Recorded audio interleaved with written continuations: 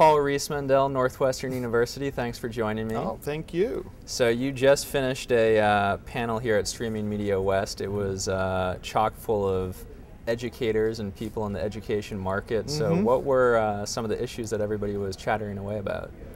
Well, you know, I think people forget that just because it's education doesn't mean that you don't have all the same typical issues involved with production. You know, making sure that you are planning, doing pre-production, that you think about lighting, you think about presentation, you put all these things together. And sometimes you have to, you know, take these same principles and reassert them or reapply them into this educational context, but it's really important that we bring it on home. You know, as educators, we have different circumstances.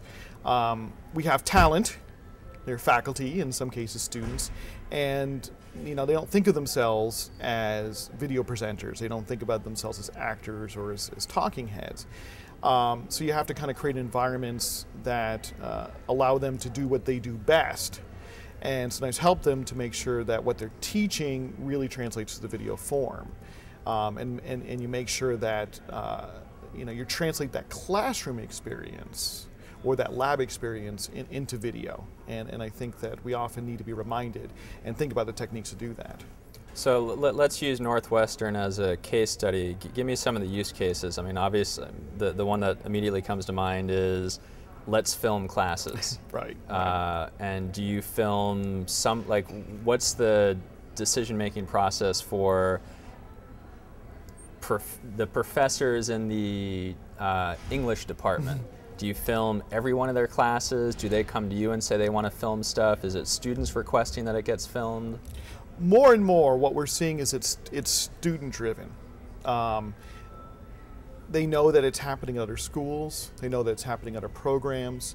I work at the School of Communication, so we actually have a film program. But interestingly enough, we don't film those classes.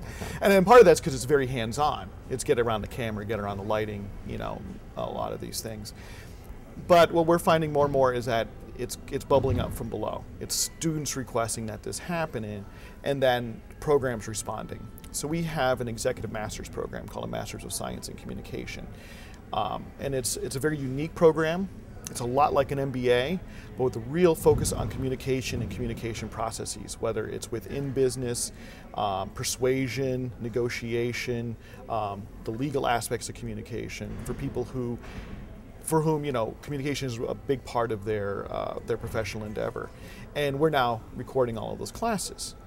And one of the reasons we do it is that it allows the student who is in class to be more focused on the class experience. Because if you've seen a class, you've seen a lecture, so much time, what are students doing? They're taking notes. They're taking notes, they're scribbling away.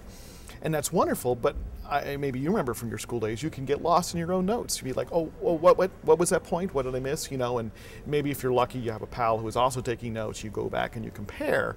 But sometimes if your pal isn't such a great note taker, it's actually worse than what you were taking down. And so by bringing in the video recording element, students have this great, perfect note taker that they can go back and review what exactly did my professor say, you know, and sometimes you go, oh, I see. And sometimes there's points that are just complex, and there's only so many hours you can spend in the classroom, and being able to go back and review it over and over again helps you get those points down. And what we're finding is that, you know, videotaping the classroom, it really rewards your most motivated students. What it does is it takes students who are inclined to do well, but maybe, you know, challenged just by the sheer quantity of learning, and gives them that extra opportunity to do better. So if they're motivated and they're being challenged, you know, you might take that B+ student and move them to an A- or A student, because you're just giving them more tools to get that information, which otherwise they only have 1, 2, 3 hours to get. So let's talk about the infrastructure to make all that happen. I mean, do you have a situation where every classroom has a mounted camera in the back of the room that follows the professor? What's the setup? Well, yeah, I wish I had that, but we in our school have 2 classrooms right now set up. They're all set up with 4 cameras. They're set up with like a symposium, you know, so that the professors can mark things up, you know, using a pen on a tablet. We use a system that captures their PowerPoints, that captures whatever they do on the screen. We use MediaSite, but there's other systems like Echo 360. Yep. There's a lot of great players in that market. And we like to use a live human, so we actually have students who are all film students who are trained to use our remote control cameras to follow the professor. We have microphones actually mounted on the desk where the students sit, so we capture that interaction, because these are really interactive courses. It's not just a lecture, but many times it's a Socratic method. They're teaching law and policy, so it's, excuse me, Mr. Smith, can you tell us, what did the FCC decide on this particular case? And that's an important part of the learning process. We want to capture that as well, because, that student was there. So in that scenario, it could be stadium seating with 50 seats, and there's a microphone in front of every seat? Exactly, kind of like the UN. That's impressive. We use active mixing. We use units by Clear One, so that provides active muting, so we don't have to have someone running a large mixing board. So does it detect a threshold above which it starts recording that mic and below which it just keeps it off? Correct. Yeah. So active canceling for anything that doesn't make a lot of noise. And obviously your instructor wears a lavalier mic. Sometimes we have class presentations. We hand them out a stick mic. We have to remind them to put it up because they don't hear themselves like like they would with a PA situation. If we can't put the lavalier on, so you don't have to think about it. So basically, the scenario is you get the request to record this specific lecture on Tuesday at 10 a.m. And then you have your department students go in and actually do the recording. Yeah, we have a control room environment, so they actually can sit in a control room. We're now starting to work with remote control cameras, so we can control them over the network. So, for rooms where we didn't have the ability to design in a control room or design those things in, we saw the ability to keep the camera on the professor, keep the camera on the students, so that it, even in watching it, it's a reasonably interesting environment and not like this little speck of a person dark in front of a screen somewhere. Got it. And once it is recorded, what are you encoding it in, and what format are you distributing it, and are you using outside technology to do that, or? Well, for the rooms where we use MediaSite, that's its own system. So it has its own portal. Students log in through that, and that's been our primary means. And right now, actually, we're evaluating our options to build. So we're in a lot of ways, an enviable position. I've been at Northwestern for 18 months, and we didn't already have a well-developed streaming or content management infrastructure. So instead of trying to be stuck, 10 years ago, when a lot of schools, say like University of California, Berkeley, developed their own, now there are players in that market now. There are companies that are developing interesting solutions that are useful for educators, that are priced for educators. So we're really taking the opportunity to see what's out there and to really assess our needs, and to make sure that we're not just gonna have one solution and try and fit all of our needs into it. But really take a broad view of the type of content that we want to manage, and that might include classroom capture, it might include lecture capture, but it might also include demo reels. It might also include student productions, and these could be student productions in our film school, but it could also be students who are producing videos in communication studies or in learning speech language pathology. So it seems, MediaSite is sort of proprietary, so if you have these other scenarios where maybe it doesn't require also like the PowerPoint and all that stuff, how are you thinking about kind of normalizing all the content so that you could have kind of one system where somebody could pull up one of those MediaSite lectures, but then 2 minutes later pull up just a straight video that maybe the students filmed a play or something like that? When it comes to video format, we're definitely thinking towards standardizing on MPEG-4, because it is a standard and it is an open standard. We're not yet sure whether we want to use Silverlight or use Flash. Ideally, we can develop, especially a content management system, a portal, which is somewhat platform agnostic, right? Even when you use a system like Echo 360 or MediaSite, you do have a direct link to the presentation, which can be indexed and cataloged, have keywords in an open XML database. So even if you have videos that might be different formats that might have been produced years ago. You can still index them and make it a common catalog. I think that's what we're looking forward to. And there are, I think, products out there that are starting to respond to that, to the obvious need that education is not a command and control environment. I mean, certainly we have presidents and provosts and these high-ranked people, but they cannot really politically say, everyone will adopt this technology on campus. Yeah. So you really have situations where you have some faculty who've been doing it themselves for 10 years, because maybe 10 years ago there was no one there to support them. Or you have other departments, so you got to try and work with that. You also have different schools, which are their own fiefdoms. I mean, the graduate school of journalism, of business, of law, they're all their own technology fiefdoms. Yeah. So you might have these different schools, different departments, doing things their own way, but being able to aggregate that together at the institution level, has real value. I mean, these are real assets and they have real value. And, just one use scenario that I think people don't think about is what happens when one of your economists, one of your physicists, wins a Nobel Prize. You're the public affairs department. I mean, you're going to want pictures, video, audio, you're going to want that now of that person. And, under typical scenario, you probably end up making a lot of phone calls, chasing down a lot of people. Someone has this, someone has this, does anyone have this? Wouldn't it be better if you could go to a central database and just type in that person's name and find out, oh, we've got some photos from this event, we've got some video from this event, and we can publish it right there to our website. It's almost a digital asset management system. Indeed. I mean, I think that's what we're rights to. And permissions, like this video can be used for free and public consumption, but not that somebody can then make a buck off it. Yes, exactly. I mean, I think that is a developing need in higher education, because there are a lot of uses that we're now really starting to recognize as important beyond just simply casting out course content to students, although that's important too. And it's a sector which is just developing. And I really think it's a great opportunity right now for companies that are working in this sector to think about that educational market. I know that companies, you look for 6- and 7-figure contracts, that's gold.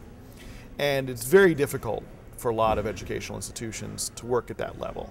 Even some of your biggest, most prestigious universities have a hard time, bringing together millions of dollars for something like a digital asset management system. Yet I think that there's great opportunity in 5-figure contracts. And when you look at the market and think about the thousands of universities and colleges and schools there are across the country, there's a heck of a lot more players there than there are in education. In entertainment. Or entertainment players big enough to need a digital asset management system. Yeah, I mean, ballpark, how many universities do you think there are in the U.S.? There's I guess there's several thousand. Yeah. So when you think about, how many universities or colleges or schools there are in a given area, if you can get a solution that's sort of easily customizable, that you can roll out in just a couple of different flavors, I think that there's an enormous market there. And so you might not be able to do $1 million contracts, but you do a lot of $50,000 contracts. And, and obviously, with support and everything rolled into it on an ongoing basis, I think you'll find that there's probably a lot of money to be made, and there's a real need. You'll be satisfying something which I think is really necessary for our schools and universities, and will also help, I think, promote the adoption of video and rich media in education by not forcing every school to have to come up with its own solution, to have to go back and rebuild that wheel. Yeah.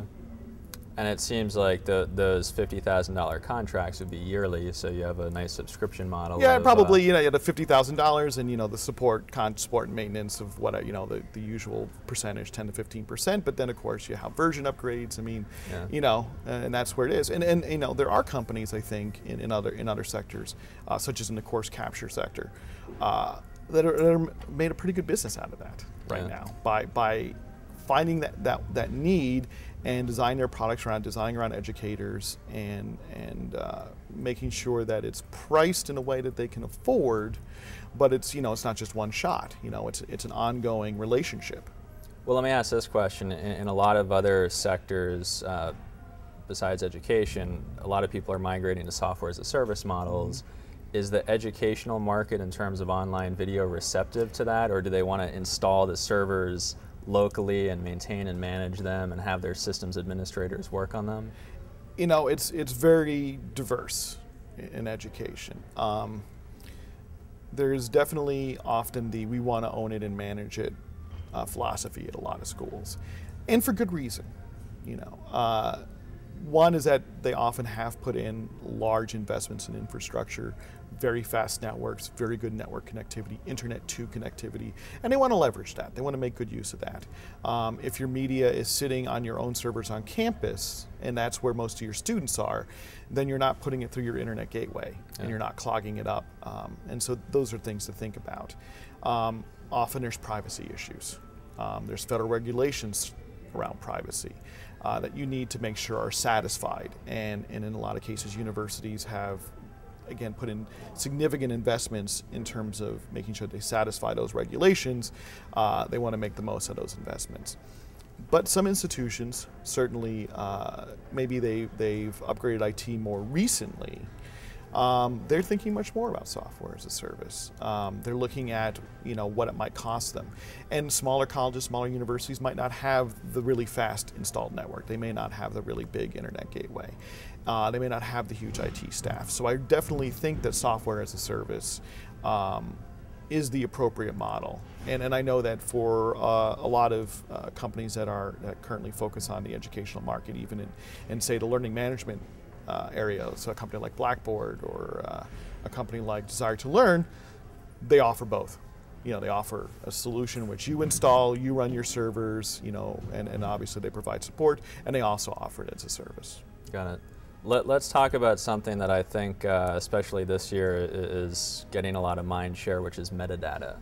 And I think in the academic market, you couldn't find a better market for the need and desire to use metadata. You have a professor lecturing for an hour on physics, and he says lots of juicy keywords throughout that lecture. How are you currently managing or making your video more discoverable, both internally to students, maybe externally, and what are some of the challenges around the current metadata solutions out there? It is an enormous challenge, and I think one of the things as educators we need to think about is standards. Certainly, just about any content management system at this point, or digital asset management system, or even a system like Echo 360 or MediaSite, provides keywords, provides keyword search, provides the opportunity that you put in good metadata that you can search on and then get it out. But the bigger question, you know, is, well, what happens when we want to put this across an institution or across multiple institutions? We can learn a lot from our librarians, and luckily, schools, colleges, universities have librarians and have these professionals and these really smart intellectuals who think about these things and are actively working in metadata. And I think that's a good place for us to go to. You know, certainly there are metadata standards for libraries, and I know that one of the big standards is called Dublin Core. It was adopted by public broadcasting, and so they have a version of it, and it's all based on XML, called PB Core. Well, when did they adopt that? I think they adopted it about 5 years ago or so, and it's an ongoing, evolving standard. And as like any standards body, I think they have a standards group that they work through. But the reason they have this is so that, you know, if you've ever watched public television, you know, sometimes you see something produced by WNET in New York, sometimes it's produced by WTTW in Chicago, it's produced by, you know, the affiliates in San Francisco, and yet they're all being put through a common system. So, you know, how are you going to make sure that you have the data you need to access all of these different programs and also know things about rights, you know, about copyrights and about usage periods and things like that. And I think taking that as a model is pretty important. And there is a coalition of universities, and I believe it's called the OpenCast group, and working on those sorts of questions of how, you know, even though we may adopt different systems individually to manage our various assets, how do we perhaps share these, you know, whether for research, pedagogy purposes, other purposes. So I think it hasn't been talked a lot, strangely enough, in the universities. Too often we think, well, that's the job of the library will think about it, and we think that it's all about books, and all about magazines and journals, and forget that it really is all about all of our assets. Yeah. And it's a conversation that needs to continue to happen, and again, I think it's a great opportunity for companies that have that expertise, that work in that sector, to talk to educators and try and make sense of it.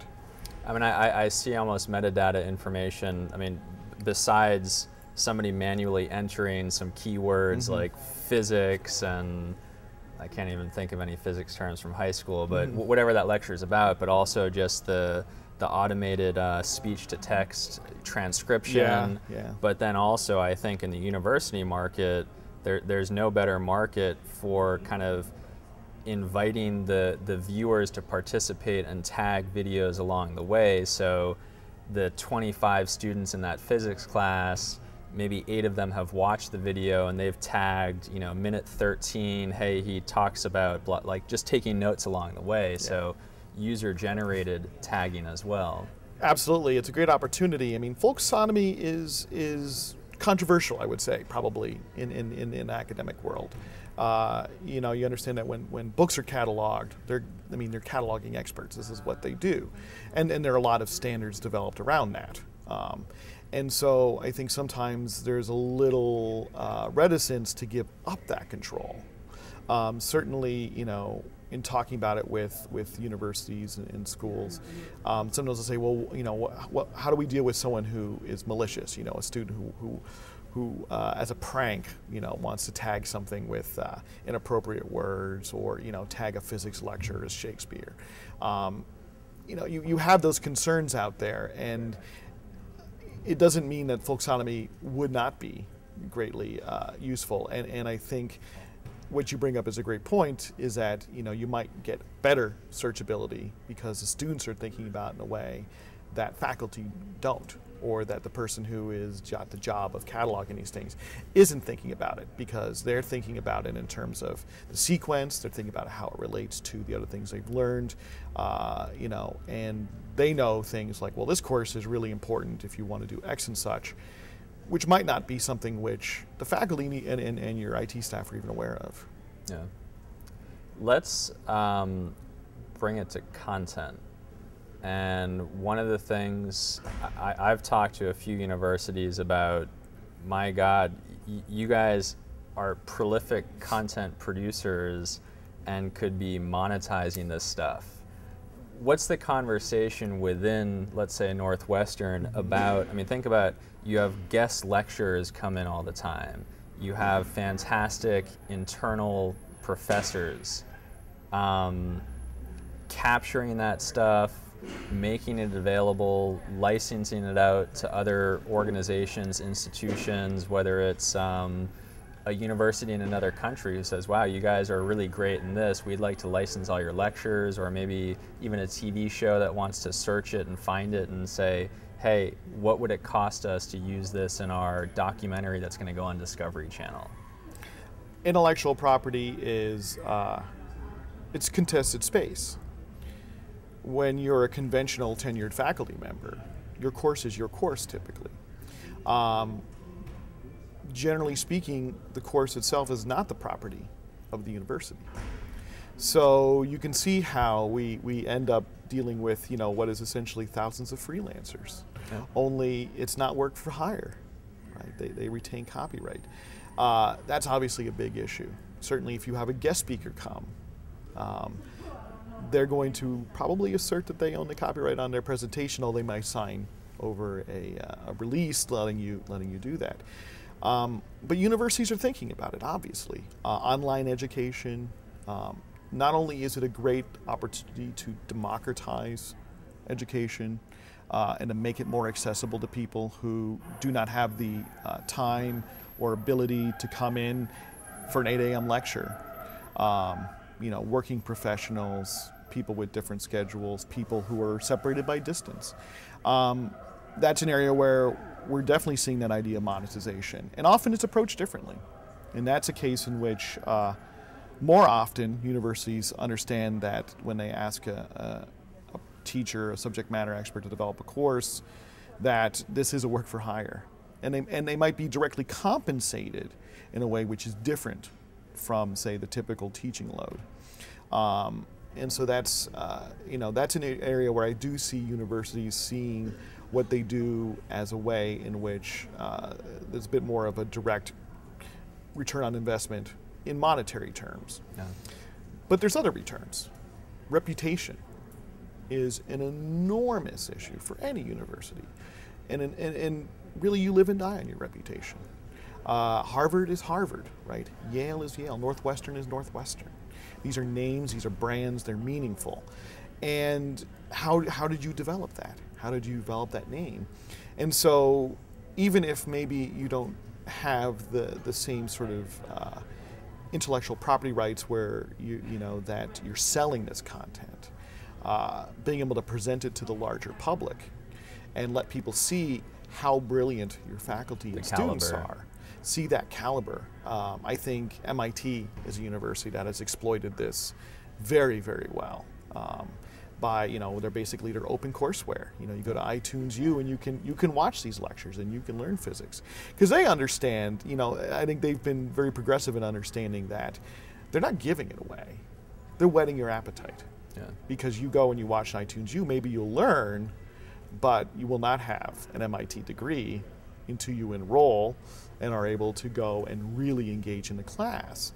But yet, someone may still learn, and they're still giving back to the world community at large, and that's an incredible reputation builder. And I think universities are going to be seeing that more and more, in that is a big, big return on investment.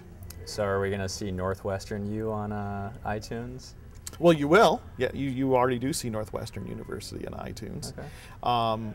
At the School of Communication where I work, we use video very strategically for making sure that people know the caliber of work going on. We do profiles on our faculty, video profiles. They're interviews, but we also make sure to work in lots of footage of them teaching or researching involved. And they're short, 3 minutes is what we shoot for. We want to give you a taste of these are the people who, if you enroll as an undergraduate or graduate student, these are the folks that you'll get a chance to work with and see how great they are. So specifically, those are a marketing tool to whet the appetite of prospective students to choose Northwestern. Absolutely. They're marketing videos. In a lot of ways, they're marketing videos, but as well, they enhance the image of the school. So where are you actually pushing those videos out? Is it just on the Northwestern website, or could I go onto YouTube and find them, or?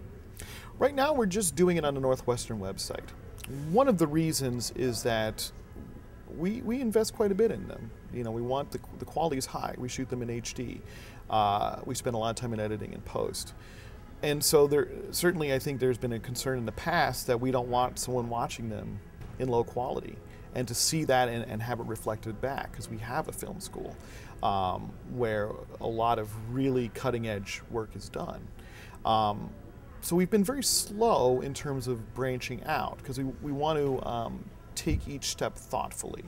But certainly that's on our radar, is thinking about how now can we take these things that we're producing and get them into other venues so that other people can find us and they can do that work for us, and they can be those promotion pieces. But it's something we just don't want to throw it all out there. And I know, and I don't.